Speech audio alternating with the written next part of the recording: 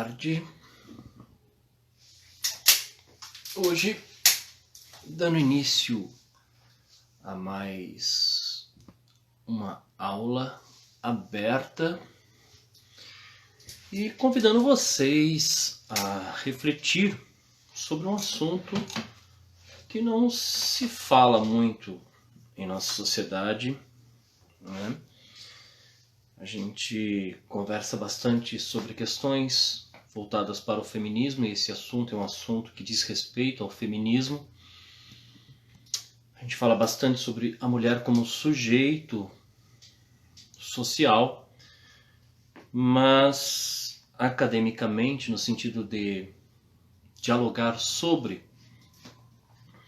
se atribui uma série de questões em relação ao homem e não se discute sobre o embrutecimento do macho e como isso aconteceu ao longo da história pós-revolução industrial e como tudo isso faz parte de um projeto que apaga da memória tudo que foi pertencente ao homem antes desse projeto político denominado patriarcado, machismo, falocêntrico. Então, na verdade, a aula de hoje é uma provocação para que a gente possa refletir algo que talvez nos doa um pouco, porque toda vez que a gente toca em uma ferida existente e falar do macho na sociedade, toca numa ferida não só existente na mulher enquanto sujeito social, mas também no próprio homem enquanto sujeito social. Em primeiro momento, eu acho significativo a gente pensar que todas as vezes que nós escrevemos ou nos propomos a dar uma aula ou publicamos artigos, dissertações, teses, nós estamos construindo a memória de uma sociedade. Então, se a gente pegar o acúmulo de teses, dissertações, publicações, livros, enfim, artigos, principalmente esses existentes dentro da academia, das universidades, a gente vai perceber que, cientificamente, o que se produziu nos remete sempre a uma memória europeia. Isso pode parecer repetitivo, mas eu acho muito significativo que nós comecemos a ter uma consciência de que as nossas verdades, essas verdades que nós colocamos à mesa no dia a dia, quando dialogamos com as pessoas, elas foram direcionadas por meio de uma tecnologia de controle social, que é exatamente isso que nós chamamos de machismo, né? E um dos principais objetos de construção, porque quando a gente fala em objeto de pesquisa, a gente tem que pensar também que ele se constrói por meio do discurso, por meio das narrativas, e diferenciar um pouquinho essas duas questões, né? O discurso ele está na instância de poder, o discurso ele é jurídico, o discurso ele é acadêmico, o discurso ele é político. A narrativa ela pode ser uma ficção, ela pode estar na ordem da falácia. Então esse discurso que se desdobra muitas vezes em narrativas, que são aí postas nas conversas do nosso cotidiano, mas que a gente muitas vezes não para pensar um pouquinho qual é a origem deles. Então, quando eu falo sobre o embrutecimento do macho, o que eu quero que a gente reflita é como isso se construiu, inclusive cientificamente, algo que não é fácil, por dois motivos. A nossa memória pós-revolução industrial nos direcionou para acreditarmos, naturalizarmos, essencializarmos que a mulher é o sexo frágil, e mesmo que se tenha o feminismo, as atividades da mulher na nossa sociedade, mas ainda assim a gente esbarra em algumas construções diárias que dizem assim: mas a mulher de fato, mesmo biologicamente, ela é mais frágil que o homem, isso precisa ser entendido. E muitas vezes mulheres empoderadas, mulheres que têm uma certa posição social bastante crítica e reflexiva, se pegam muitas vezes seduzidas por esse discurso. E olha que eu estou usando discurso e não narrativa, né? Porque isso é produzido na instância do poder como se fosse ciência. Então, em primeiro momento, a gente tem que pensar o seguinte. Antes da Revolução Industrial não havia tanto binarismo como se pensa. Homens usavam salto alto, homens se maquiavam, homens beijavam homens. Mesmo a prática da homossexualidade, e aí eu estou falando da homossexualidade como um encontro de corpos, né?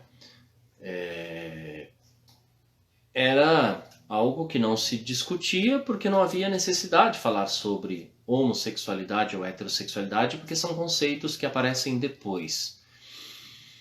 Mas aquilo que nós chamamos de homossexualidade ou bissexualidade na atualidade, naquele período era inclusive uma prática pedagógica. O encontro dos corpos era permitido para além do desejo.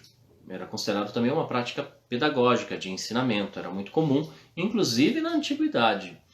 Né? Então a gente pode pensar que até por volta do século XVII as pessoas eram sexuadas. Né?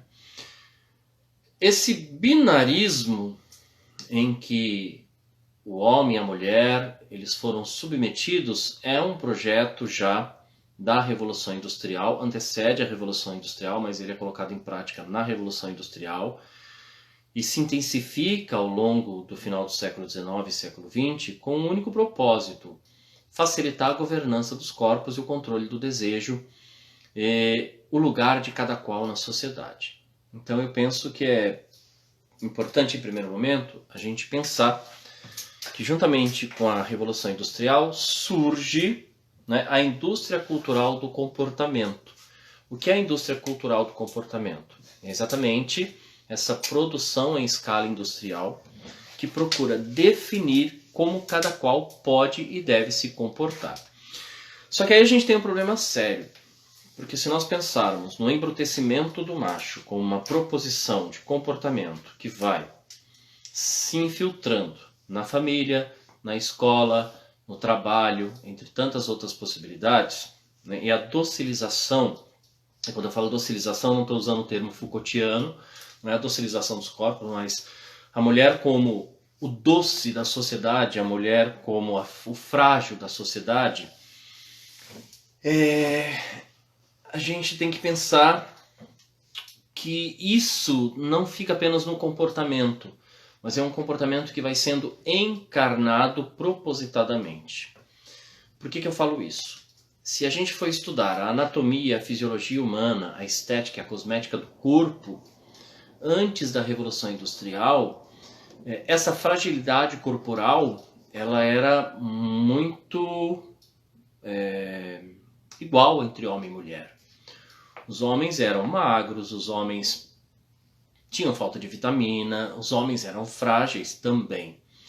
E aí você pode pensar, mas professor, a gente assiste, né, os filmes que tem os gladiadores, os grandes homens, os portugueses, os espanhóis que chegaram no Novo Mundo e etc.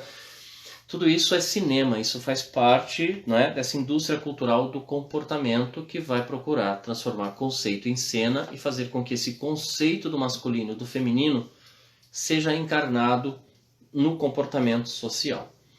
Então, em primeiro momento, eu acho importante a gente pensar, né, para desconstruir isso, a possibilidade de um corpo viril para a mulher ou de um corpo frágil para o homem. Observa uma lutadora de MMA, né? Ela não é nada frágil, nada doce, e isso não altera o seu feminino. O que eu quero dizer é, esse corpo frágil, esse corpo robusto, ele depende, né, da nutrição, da alimentação, do treino para fortificação da musculatura e da sua proposição. Compreende isso?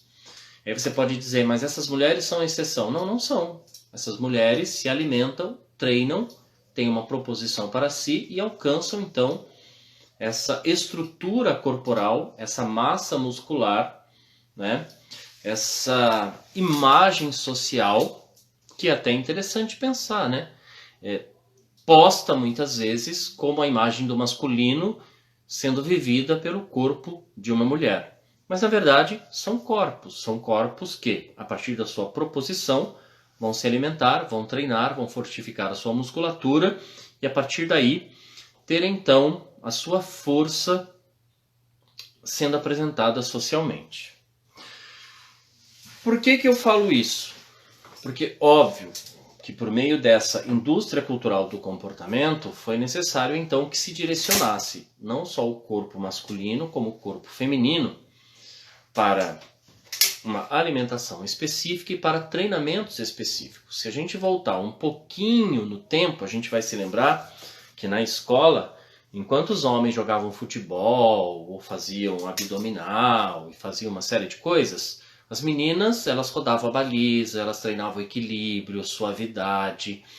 Então aí você começa a perceber que houve todo um esforço do Estado, do sistema de governança, para instituir sobre o corpo do masculino e no corpo do feminino modalidades diferentes de treinamento, assim como modalidades diferentes de posicionamento social. Então, em primeiro momento, acho significativo a gente conseguir desconstruir isso, né? O nosso corpo ele se torna aquilo que ele é a partir da alimentação, da nutrição e a partir do nosso treinamento, né? O embrutecimento do macho. A gente pode pensar no seguinte: macho e fêmea, dentro dessa constituição binária, é uma construção que parte de uma interpretação biológica. Por que biológica? É um dado da natureza? Não, não é um dado da natureza. O dado da natureza é aquilo que você vê, né? O que vem a partir dessa visão que nós temos e que se é registrado, catalogado como espécie, como definição, é uma interpretação biológica. E eu gosto muito da definição de um autor chamado Giorgio Agamben, quando ele vai explicar o que é a biologia. Biologia, estudo da vida, mas qualquer vida? Não. Da vida catalogada, né? Dessa vida que é marcada, dessa vida que é prescrita, dessa vida que é colocada numa enciclopédia e a partir dessa descrição dada, ela se constrói na estrutura social. Então é a partir daí que a gente começa a pensar que homem e mulher, eles são descritos nessa enciclopédia e a partir daí eles são movidos por meio dessa interpretação biológica que precisa ser problematizada, que precisa ser questionada, que precisa ser reinterpretada, que precisa provocar reflexão sobre ela, né? Quando a gente pensa numa resposta biológica, o que a gente está tendo não é uma resposta da própria natureza, mas as interpretações provenientes de uma determinada ciência que tem um vínculo político. Isso é importante. Agora, qual foi o grande projeto para que o embrutecimento do homem, né, esse homem que usava salto alto, esse homem que usava maquiagem, esse homem que também era frágil, esse homem que era liberto dessas imposições binárias ou dessas conotações de homossexualidade, bissexualidade e heterossexualidade, mas que era um homem, né, que vivia a sua sexualidade. Agora, eu não estou trazendo a mulher porque o tema é o embrutecimento, né, do macho. Então, em primeiro momento, pensar que essa pessoa que nasce, ela é marcada biologicamente, por meio da interpretação, como macho porque ela tem o falo. E a partir daí, por meio dessa indústria cultural do comportamento, uma série de atributos estão vinculados a esse corpo que vive. Não só a questão da alimentação, mas do treinamento minucioso que vai construindo esse corpo viril. E aí eu preciso falar com vocês sobre um assunto bastante interessante, né? O embrutecimento do macho estabelece uma relação íntima com aquilo que a gente chama de virilidade. Então eu quero muito que vocês prestem atenção numa questão aqui. Olha, a virilidade é marcada por uma tradição imemorável.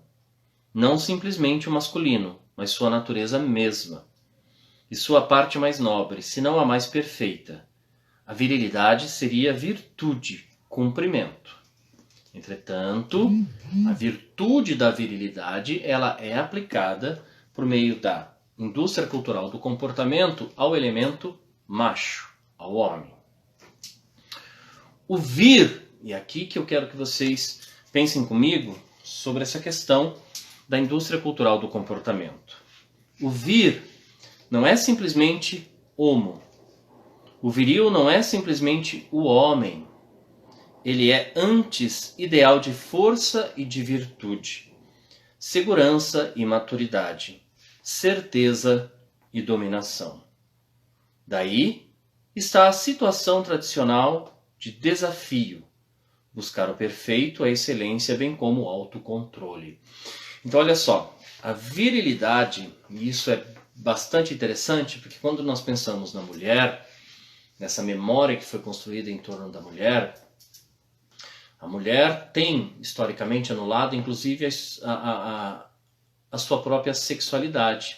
Falar do desejo da mulher, falar da masturbação da mulher, falar do sexo prazeroso para a mulher, se tornou um tabu na sociedade em pleno século XXI.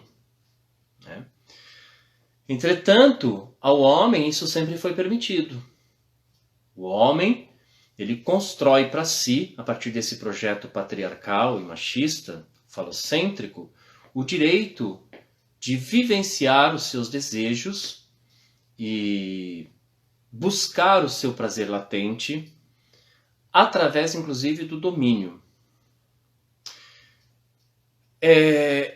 Semana passada, conversando, numa conversa descontraída, uma pessoa disse que eu fui um pouco grosseiro, mas na verdade eu peço licença, né, para a sua religião, mas conversando com um pastor, ele disse para mim que não entendia essa questão da homossexualidade, porque isso era uma aberração e era um fetiche, que se a pessoa quisesse se desfazer desse fetiche, era possível, né? E eu perguntei como. Ele me respondeu muito, né, educadamente, embora agressivo em seu discurso, ainda que não tenha consciência disso. E gosto de uma fala da Tiburi, quando ela fala que existe o fenômeno da ventriloquacidade. Na verdade, ele usava palavras que foram construídas historicamente, no sentido de havia ali um machismo latente, muito perverso, inclusive, que condenava a prática de qualquer pessoa que não tivesse como base a heteronormatividade ou os preceitos apresentados por ele naquele momento. Né? Aí eu disse para ele, olha, eu preciso só te fazer uma pergunta e queria que o senhor refletisse a partir de Freud, se fosse possível. Ainda que a sua relação com sua esposa seja papai e mamãe, de subordinação do feminino na sua vida, isso também é um fetiche. Talvez o senhor se realize submetendo a sua mulher por meio dessa força simbólica e física. É um fetiche. Talvez o senhor não tenha consciência disso, mas o senhor se realiza. O senhor sente prazer vivendo esse fetiche da subordinação do feminino dentro da sua casa. Ele emudeceu um pouco, mas assim, voltei para casa refletindo sobre essa questão. Por quê? O embrutecimento do macho, muitas vezes, faz com que ele acredite que o posicionamento dele social é algo correto e que precisa ser mantido. Né? E, embora a gente fale muito sobre essa questão da resistência da mulher na nossa sociedade como principal sujeito do feminismo, é muito triste você se deparar com um homem que ainda acredita que a virilidade é a única forma de manter o seu poder e a sua estrutura nas relações cotidianas.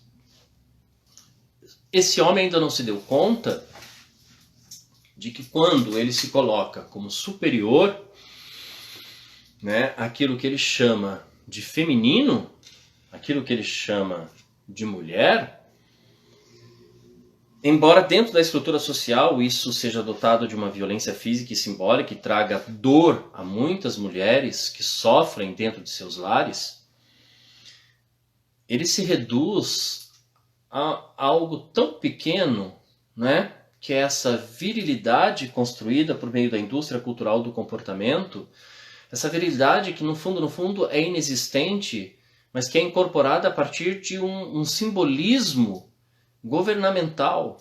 Então é um homem que se estrutura, se educa, que se sente alguém na sociedade a partir de construções de poder pela observação da potência do seu falo. Falo é pênis, caso a pessoa não saiba. E por que eu falo isso? Olha, o cansaço físico e mental no século XXI é algo tão latente, tão verdadeiro, que foi preciso que a indústria farmacológica disponibilizasse no mercado para manter essa virilidade do macho a partir de um dispositivo farmacológico, né? Porque o homem, quando ele se enxerga impotente, ele sofre, tamanho é o poder do falo na gestão, na constituição de si como sujeito. Mas isso é um reducionismo da alma humana, isso é um reducionismo da pessoa em si. Embora, muitas vezes, esse macho embrutecido, cujo corpo foi construído a partir desses elementos sociais, políticos, né, de nutrição mesmo, de fortificação muscular, e um certo domínio sobre tudo aquilo que foge da sua observância. Esse macho embrutecido, ele é o reducionismo em sua excelência, ainda que a pessoa não se dê conta, né? Entretanto, isso se afirma na sociedade, isso se mantém ativo na sociedade pós-revolução industrial por meio desse binarismo que, conseguindo colocar em prática a fragilidade feminina, como eu coloquei, como construção política, e essa robustez, essa virilidade masculina, né, se mantém na gestão do poder a partir do elemento homem, mulher, masculino, feminino, forte, fraco. E isso se alastra para tantas outras coisas, porque esse elemento macho, esse embrutecimento do macho, esse embrutecimento do masculino, é que vai autorizar, dentro dessa construção da virilidade, que exista também o elemento do ódio. E é por isso que a gente precisa pensar que o machismo não é só um posicionamento do homem. O machismo é um sistema de governança que penetra e é encarnado pelas pessoas na sociedade, que autoriza essa soberania, esse embrutecimento do macho, esse discurso que fere, que machuca. E é esse embrutecimento do macho que vai trazer como elemento social, por exemplo, e sustentar o racismo. Para que exista racismo, é necessário que exista um binarismo, uma oposição na qual um sujeito se sinta superior a outro sujeito e crie mecanismos discursivos, narrativas e questões práticas do cotidiano para se manter superior a esse outro. Então não há um acolhimento, mas há toda uma construção, e a gente tem que pensar na nossa ciência, que é uma pseudociência. Em que sentido? É uma ciência que constrói trazendo afirmações históricas, biológicas, médicas, enquanto narrativa, mas que se ocupa posição de discurso, academicamente, para construir o outro como um sujeito de menor valor. E se a gente não presta atenção nesses discursos, a gente acaba incorporando como verdadeiro. É esse mesmo embrutecimento do macho, dentro desse sistema que a gente chama de machismo como tecnologia de governança, que vai trazer, por meio de uma visão legalista, e eu sempre chamei a atenção dos meus alunos para isso, quando eu trabalhava numa universidade aqui em São Paulo, quando nós íamos fazer uma leitura das leis que falam sobre as pessoas com deficiências. Eu particularmente não gosto desse termo, no sentido de deficiência vem de déficit, e quem é que pode definir o déficit de uma outra pessoa, né? Mas entender que essas leis, elas sempre trazem essas nomenclaturas, essas nominações, e elas são repetidas cotidianamente. E quando há uma repetição muito grande de um determinado termo, e esse termo não vem da própria pessoa que é nominada por ele, existe algo que precisa ser refletido por nós. Se não é a pessoa que enuncia aquilo sobre ela, tem algo de errado, porque estão colocando essa pessoa na enciclopédia, né, a partir de um outro olhar que não é o dela. Então o que você está fazendo é um processo de descrição do outro para defini-lo e torná-lo sujeitado a partir desse discurso que se constrói por meio de um outro olhar que não é o dela. Então essa necessidade do tempo todo enunciar o cadeirante, o surdo, o cego, Down, síndrome de Martin-Bell como a pessoa com deficiência, a pessoa com deficiência, a pessoa com deficiência, é preciso a gente parar e pensar. Há uma tentativa, né, muito forte, entrando em ação por meio da indústria cultural do comportamento, de nominar o outro e definir o lugar dele na sociedade. Então, quando eu falo do embrutecimento do macho, eu estou falando dessas questões que nos embrutecem sem que muitas vezes a gente se dê conta. São essas questões que autorizam o racismo, o capacitismo, o feminicídio, a LGBTfobia, mas que as pessoas não se dão conta. Muitas vezes as pessoas acham que o embrutecimento é só essa violência latente de eu agredir o outro verbalmente ou fisicamente, e não é. Esse embrutecimento, ele é algo que age muitas vezes viso-imperceptual.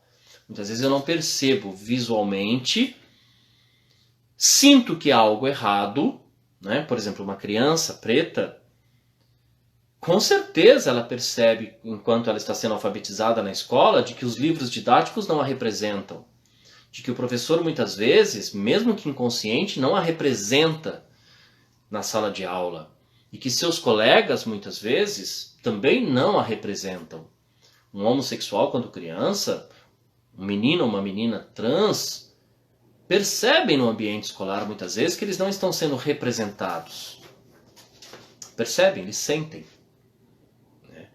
Muitas vezes a criança não entende por que e como, mas eles sentem.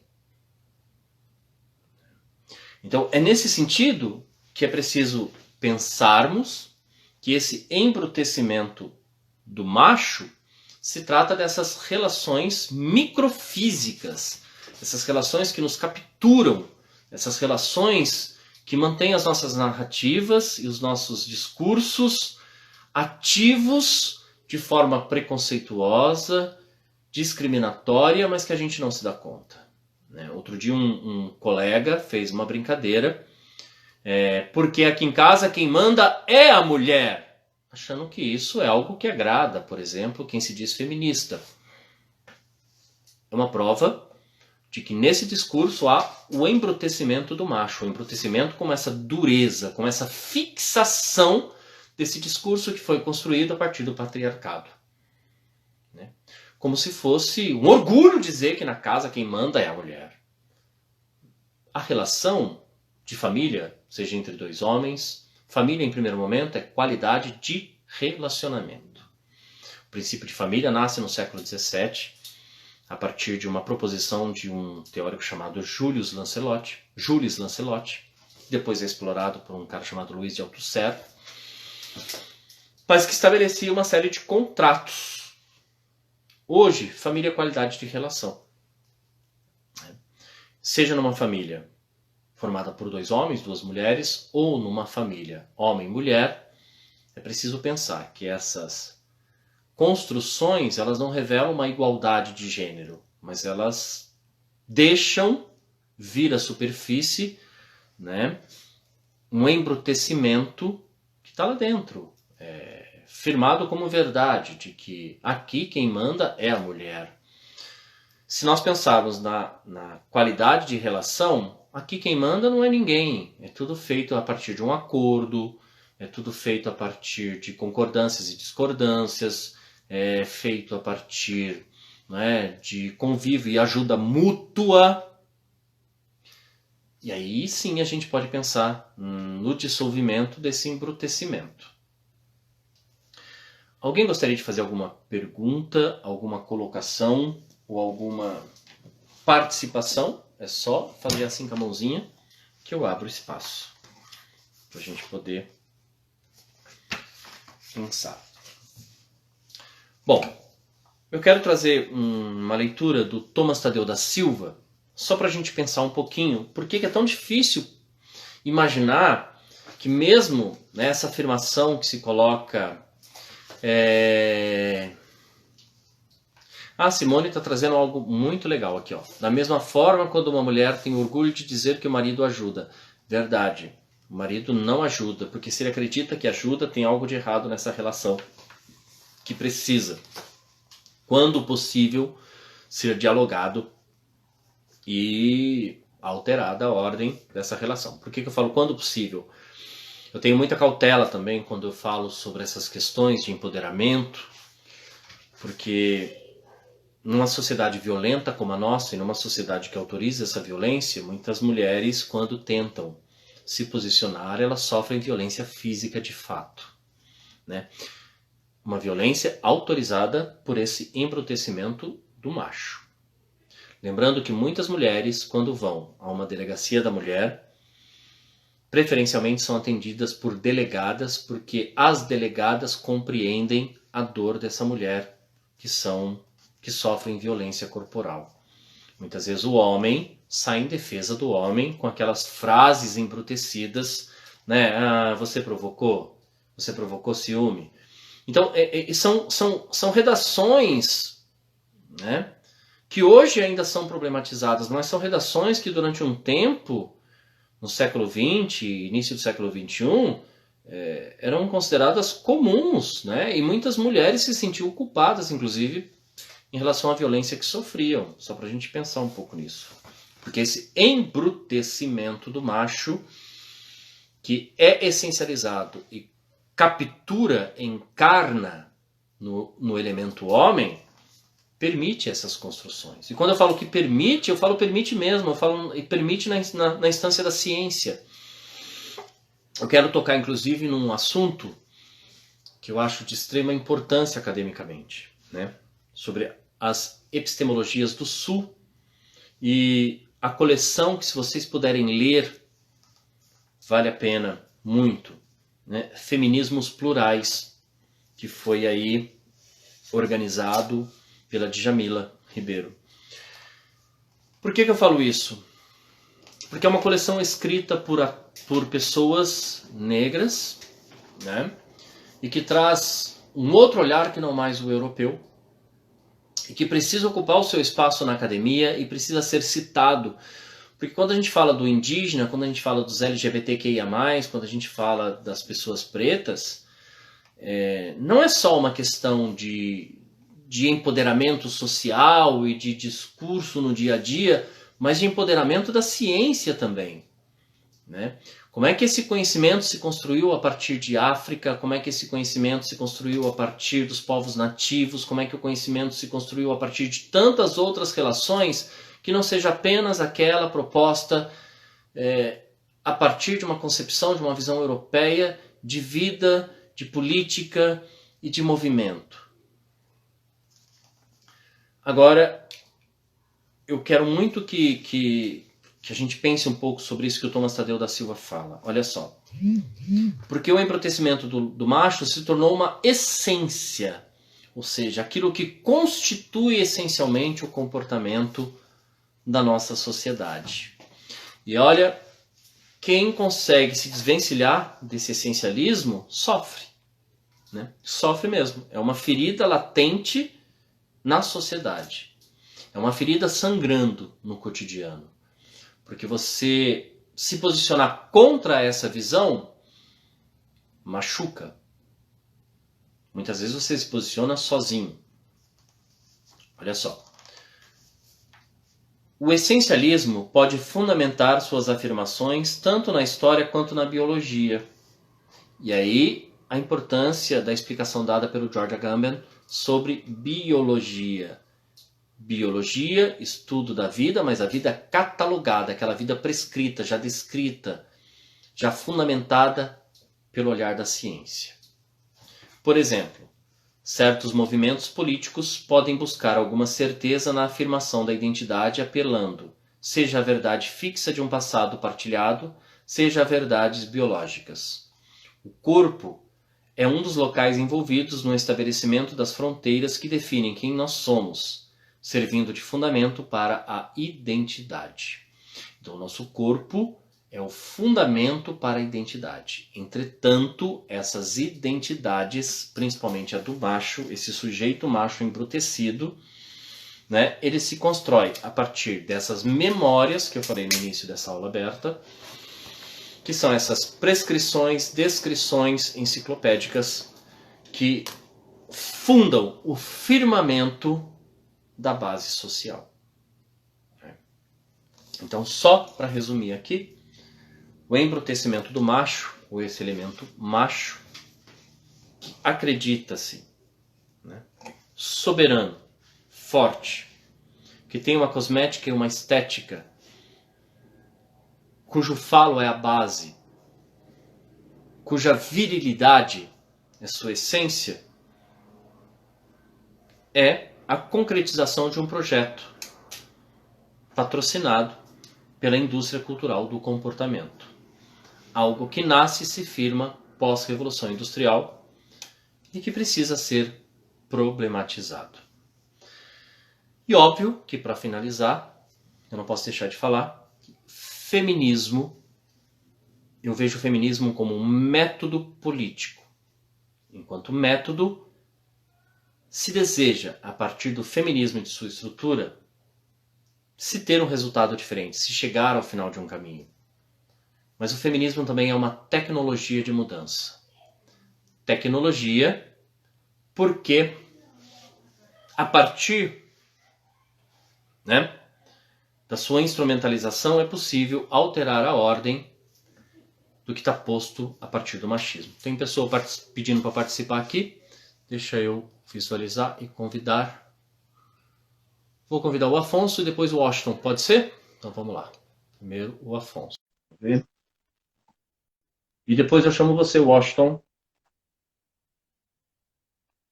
Então nós teremos aí a participação do Afonso, aguardando o Afonso Borges. E depois chamo o Washington. Tá me ouvindo? Agora eu tô. Pode falar. Eu ouvi você falar sobre o machismo e o feminismo, sim. Uhum. Agora, eu entendo, eu não sei, tá? Eu quero tirar uma dúvida com você. Eu entendo que isso se tornou uma guerra, entendeu?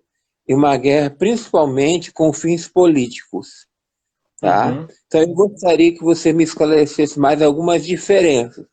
Por quê? Se o feminismo, deixa eu te dar só um resumo. O feminismo parece que é defender a mulher, de qual gênero for, e o machismo parece que é defender homens. Entendeu? Você está me entendendo aonde eu quero chegar? Sim. E a gente não vê uma igualdade, porque eles querem discutir identidade de gênero, eles querem discutir gênero, mas a gente não vê uma igualdade. A gente vê uma série de mulheres, sejam mulheres, né, que o órgão genital hoje está se tornando uma coisa obsoleta, trabalhando, uma série de mulheres trans também trabalhando, e os homens, né, de certa forma, perdendo o campo de trabalho, né? Uhum. E uma série de palavreados vulgares que tanto acentuam como o machismo, como acentuam o feminismo. Uhum. Tá? É. Eu entendo que isso daí não seja uma sociedade com meios como que eu vou dizer, com políticas públicas, tá? Voltadas para uma igualdade, para uma sociedade que eu diga assim, não se eu estou sendo hipócrita, sem discriminação, sem preconceito, sem violência. A gente entra no mercado, a gente vê palavrão, dentro da escola a gente vê palavrões, a gente vê palavras, tá, que querem, como dizer, se identificar, não, eu sou daquele tipo machista, não, eu sou daquele tipo de mulher feminista, entendeu? E como eu vi no final você falando da Revolução Industrial, foi justamente depois da Revolução Industrial que elas quiseram entrar no mercado de trabalho e às vezes até levantar coisas que elas não tinham nem estrutura física para levantar. Então eu quis entrar só para tirar uma dúvida, para ver se o meu pensamento está errado, porque fui afastado, tá? Mas o que eu via nas escolas, onde eu passei, até em locais públicos, era isso, eram palavreados lugares, e isso não é defender uma igualdade de gênero. Você fala em relação ao posicionamento da mulher na sociedade? É isso? Isso.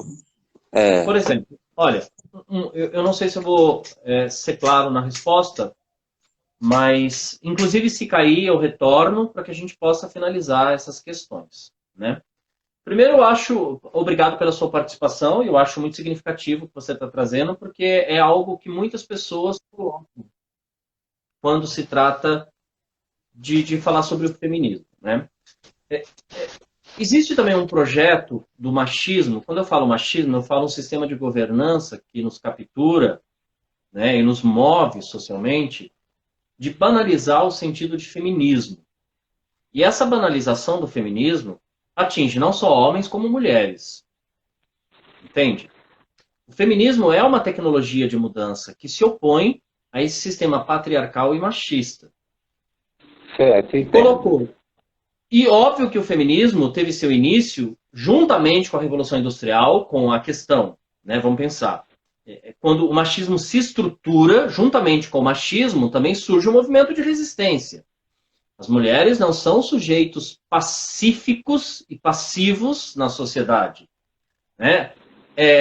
A partir de muita violência, de muita luta, de muito xingamento, as mulheres resistiram e insistiram em ocupar o seu sistema na sociedade. Acontece que o feminismo não é um movimento apenas de mulheres. Se o feminismo é entendido assim, ele é reduzido. E talvez essa seja a principal proposta do machismo, reduzir ao feminismo ao movimento de mulheres. O feminismo tem como seu principal sujeito histórico de ativação desse sistema as mulheres. Mas os homens precisam, se quiserem alguma mudança estrutural, aderirem ao feminismo, entenderem o que é o feminismo, né, que é um movimento que se opõe a tudo isso que foi construído a partir de um sistema machista. Entende? Que segregou muitas pessoas. Sobre a questão que você traz, né? Eu vi muitos palavrões, tal. Olha, existe algo, por exemplo, entre os homossexuais, que eu acho importante ser colocado, que as pessoas xingavam. Mesmo. Mas as pessoas xingavam, ô bichona, seu viado. Isso. Chega um momento que a pessoa, ela pega o xingamento e transforma isso em elemento de empoderamento. Porque daí o opressor, quando ele usa isso contra a outra pessoa, não vai ter efeito. Mas não deixa de ser um sistema de defesa coletivo, grupal e do próprio sujeito. Né? Porque chega um momento que esse sujeito ele vai reagir a esse sistema opressor, o que tenta pejorá-lo, que tenta diminuí-lo. Né? Olha só, no direito, em relação às pessoas pretas, existe um termo que precisa ser alterado, e advogados ainda usam hoje em dia, que é denegrir. Como que tornar negro uma imagem pode ser considerado algo ruim? Isso é uma opressão, né? Se foi a luta que eles fizeram. Oi? Pode falar. Se foi porque o que eles lutaram. Ter uma cor e ter uma raça. Mas aí a palavra denegrir vem de tornar negro como se fosse algo ruim, né? Então, se denegrir fosse algo elogioso, mas não é. E esse termo pode ser substituído por qualquer outro. E uma outra questão, por exemplo, que eu acho importante, né, é falar, por exemplo, as feministas que se manifestaram com o seio desnudo na praia do Rio de Janeiro. Isso, historicamente, é muito comum. E as pessoas falam, olha lá, com o peito de fora, com o seio de fora, quer chamar atenção, quer fazer escândalo. Pelo contrário. Vamos começar a pensar como o homem ele teve a liberdade, dentro dessa proposição machista, de não erotizar partes do seu corpo. E como esse discurso em torno da mulher e do feminino conseguiu construir erotização em partes do corpo, né, que muitas mulheres reivindicam a libertação. Entende? Por exemplo, tem gente que discute se a mulher tem direito ou não de amamentar em local público, porque uma vez que o seu seio foi erotizado, isso se torna algo escandaloso para algumas pessoas. Então, a luta pelo não olhar erótico sobre muito do corpo da mulher é uma luta secular, que parte de uma visão feminista. Porque se o olhar machista já erotizou o corpo da mulher como objeto. Né? Tanto quando vão se relacionar com os gays, esses caras, eles querem ver os gays como uma mulher. Tá? Sim. Ele sabe muito bem. Ele sabe muito bem que o gay não é uma mulher. Uhum. Né? Eles querem colocar tudo no gay parte de uma mulher. Uhum. Né? Só cortando um pouco o que você estava falando. Inclusive, o posicionamento do homem homossexual, do gay, na sociedade, muitas vezes ele é tão odiado por esse sistema machista, porque na visão do machismo estrutural, ele ocupa o lugar do feminino. Né? O ódio não é contra a homossexualidade, o ódio é contra o feminino, contra a mulher. Então, qualquer pessoa que ocupe esse espaço, esse território na sociedade, vai passar por esse sistema odioso. Agora, é bastante importante que a gente entenda o feminismo como uma tecnologia de mudança, que se opõe a essa questão binária. Só para tirar as dúvidas, porque se for um feminismo para trocar briga entre homem e mulher, não vai adiantar nada. Tá? Porque eu trabalhei numa época, seu nome é Eduardo, né? Eduardo Campos. Eduardo, eu trabalhei numa época, Eduardo, onde numa empresa não tinha mulher nenhuma. Uhum. Entendeu? Nenhuma. A gente mesmo limpava chão, lavava chão, varria, fazia tudo. Uhum. Entendeu? Fazia limpeza. Não tinha essa distinção do que o homem tinha que fazer e o que a mulher tinha que fazer. Uhum. Tá? Então, mas pensa, também tinha, né? Porque a mulher exercia essa função dentro desse sistema na casa. Aquele velho ditado, né? Aquele velho ditado. Um homem para ganhar o mundo e uma mulher para mandar na casa. Então, naquele momento, o lugar da limpeza projetado era do homem porque ele estava no mercado de trabalho. As mulheres ficavam em casa cuidando dos filhos, limpando a casa e fazendo a comida para esperar o marido, que muitas vezes não lhe dava o mínimo de prazer ou o mínimo de afeto positivo, de fato. E eu quero te fazer uma coisa. Eu tinha uma pessoa que era um homem, tá? Uhum. Eu tinha muito afeto por ele, Uhum. tá? Onde eu trabalhava, tá? Ele trabalhava justamente comigo, tá? O nome dele era Fábio. Ele não me denegria, ele não me ameaçava em nada. Uhum. A gente trabalhava muito bem. Mas a gente tem que pensar também, né, que o acolhimento da diversidade e da pluralidade precisa ser um movimento de homens e de mulheres, né? E existem homens heterossexuais que compactuam, que fazem parte do feminismo, porque já entenderam que essa questão do binarismo e da autoridade de um sobre o outro não leva a sociedade a nada, somente a violência. Eduardo, você pode me explicar alguma coisa? Porque eu leio muito, e às vezes, o binarismo. O que é ser binarista? É estabelecer uma relação binária entre dois. Entendeu? Não é isso? Legal que você está perguntando. Ó, eu vou propor para você um Porque livro. eles falam o seguinte, tá refletido, é Tá, para ó. reflexão. Identidade e Diferença, a perspectiva dos estudos culturais, de um autor chamado Thomas Tadeu da Silva. Quando a gente fala de binarismo, o que a gente está falando é que dentro desse sistema binário, sempre tem que ter, né, uma existência e uma oposição a essa existência. Então, homem, mulher. Biologicamente definido, estruturalmente, numa relação de poder e de contrariedade. E aí você vai pensar, menino brinca de carrinho, menina brinca de boneca. Entende? O diabo e Deus. E aí uma religião que não tem a concepção de Deus e de diabo, cuja energia ela é positiva e negativa, mas neutralizada a partir do seu estado de consciência, é rejeitada. Né? E são essas necessidades de sempre ter um e o contrário. Isso é binarismo. E o não binário já não se relaciona com isso.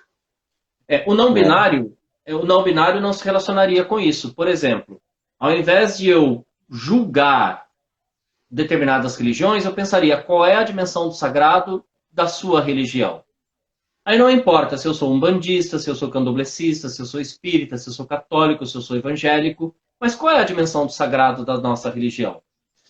Bom, não interessa se eu sou um homem que nasceu com a genitália ou se eu sou um homem que, não é, por meio de reparação corporal, reconstruir, reconstituir a minha genitália. Eu sou um homem. Entende? Quando a gente pensar na transexualidade. Então são essas construções que vão se dissolvendo, que vão se desfragmentando, né? Que vão se alterando. E a proposta do feminismo é a alteração desses valores binários. É você reconhecer a pessoa, como um ser humano. Se ela é homo, se ela é bi, se ela é hétero, se ela é trans, se ela é pan, não interessa, é um ser humano. Né? Então você troca, inclusive, o conceito de identidade pelo conceito de outridade, que é dessa outra pessoa poder ser o legítimo outro sem algo para se identificar. Então eu posso ser um homem hétero, mas gostar de me vestir como mulher, né? Disso que foi construído historicamente. Isso não muda a minha heterossexualidade. Mas eu posso ser um homossexual masculino, posso ser um homossexual feminino. Eu posso ser uma mulher trans, lésbica, uma mulher trans, gay. Bom, para entender um pouquinho, né? Agora, você pode me explicar, a gente lê e a mulher trans, o que vem a ser uma mulher trans? Tá. A mulher trans é uma pessoa que, por exemplo, nasceu biologicamente com pênis, mas não se identifica como homem. Então, veja só, né? Ela começa a pensar em si e ela se percebe mulher. Ela se olha no espelho nua, ela não reconhece aquele órgão genital. Ela vai se descobrindo mulher, ela quer se vestir como mulher, se apresentar socialmente como mulher, amar e desejar como uma mulher. A mesma coisa que é o homem trans, né? O mesmo que um homem trans. A ponto de ter a necessidade, no sentido de, para se realizar enquanto ser humano, de adequar o teu corpo ao modo como a pessoa se sente, a se vê, ela se pensa, né? Eu costumo dizer assim, é o desejo mais profundo do profundo, que é o desejar-se profundamente no sentido de poder ver o seu corpo performar e se realizar a partir da sua constituição mais íntima, que é como eu me reconheço quando eu estou comigo mesmo. Então, mulher trans é essa mulher, né? Que nasceu com corpo de homem, mas adequou o seu corpo ao seu estado mental. É uma mulher trans. O homem trans, mesma coisa. Nasceu mulher, dentro dessa interpretação biológica, mas adequou o seu corpo ao modo como se sente, como pensa e etc. E acho importante, Washington, falar, olha, o fato de as pessoas confundem muito, de uma mulher ser mulher trans, isso não faz dela um homossexual. Ela pode ser uma mulher trans, homossexual e se relacionar com outra mulher, como ela pode ser uma mulher trans, heterossexual e se relacionar com um homem. Isso é Porque ela muito. não fez a transgenitalização, né? Mas mesmo que ela não faça, né? Existe um tabu muito, né? Mais uma vez, olha só, essa questão do falocentrismo na sociedade, né? As pessoas discutem muitas vezes se a pessoa tem ou não tem, se tirou, se não tirou, se fez a vaginoplastia ou não fez. Mas a relação humana, ela vai tão além de um pênis e de uma vagina, né? A relação É, humana, ela é tão afetiva. Quando você ama alguém, você ama pelo que ela é em nível de caráter, né? E os prazeres no corpo, no explorar o corpo um do outro, independe dessa questão genital. Porque, olha só, quando a gente pensa só na questão genital, a gente desconstrói, por exemplo, a sexualidade de pessoas cadeirantes que não têm sensibilidade da cintura para baixo. E elas têm uma vida sexual ativa. Elas têm sexualidade. sim. É porque a gente encontra muito problema também com os bissexuais, né? Sim. É aquele que quer estar com a sua mulher e ao mesmo tempo quer estar com uma outra pessoa por causa do sexo anal. Uhum. Sim. Tá? Ou, muitas vezes, nem em função do sexo anal, né? Às vezes em função do querer estar. É É, processo. porque, assim, essa construção binária também transformou o sexo em algo muito. Reduziu isso ao coito, né? Em outras culturas não é assim. Se a gente for pensar no Kama Sutra, é uma outra possibilidade de encontro corporal. Respiração, toque, olhar. O que eles falam de pompoarismo, né? O corpo, a sexualidade. É, E por não quê? pode, E por quê? pode Não falar. pode falar. Pode E falar. por quê? E por que que deram, depois de tanto que eu li muitos materiais, colocaram a questão da cisgenaridade? Uhum. Porque existem pessoas que são cisgêneros, né? Se reconhece no sexo biológico com o qual nasceu. Então, se você se reconhece com o sexo com o qual você nasceu, você é uma pessoa cis. Que vive no meio de todo mundo, é isso, né? Que é É isso que como você se reconhece, né? eles não colocam isso na definição. Eles colocam que a pessoa cisgênera é uma pessoa que vive, tá, no meio, que se interage com todos, Uhum. entendeu? É igual os pans que eles colocaram pansexuais. Uhum. E olha só, o Gilberto está trazendo algo muito significativo aqui, e eu vou ter que encerrar daqui a pouco, porque o nosso tempo está acabando. E eu Tá agradeço bom. já a sua participação, Washington. Eu também agradeço e Bissexual tem atração por ambos os sexos, não necessariamente ao mesmo tempo. E ele tem razão, é importante deixar isso claro, né? Às vezes a pessoa é bissexual e ela se apaixona por uma mulher, tem uma relação duradoura com essa mulher, a relação não dá certo, se apaixona por um homem, a sua orientação inclina por esse homem e ela tem relação com esse homem. A gente também não pode focar só o desejo no interesse sexual, né? Na relação no coito. O não, desejo ele Eduardo, acontece pelo porque convívio, pela vida. nas, nas, nas, nas pesquisas que eu coloco, que eu faço, que eu leio, eu coloco a minha identidade como gay, Uhum, entendeu? Agora, eu uhum, não quero que dentro de uma relação que eu encontre, eu seja um objeto de um homem ou de uma pessoa mesmo, porque nessa questão genitália e de coito, para ficar fazendo zoeira com ele, não, entendeu? uhum. Só para finalizar. Tá ótimo. E olha, participa de outras aulas para a gente continuar batendo esses papos aí e a gente São crescer de junto. que as suas aulas? Tá bom. As suas aulas Normalmente uma vez por semana. Vai cair o Instagram. Se cair, não fui eu que tirei você do ar, é porque aqui o é reloginho já uma tá hora girando. só. Tá Tá. bom? Obrigado. Ó, Washington, obrigado pela sua participação, obrigado todo mundo. Beijo no coração de vocês, até a nossa próxima aula. Tchau! Tchau.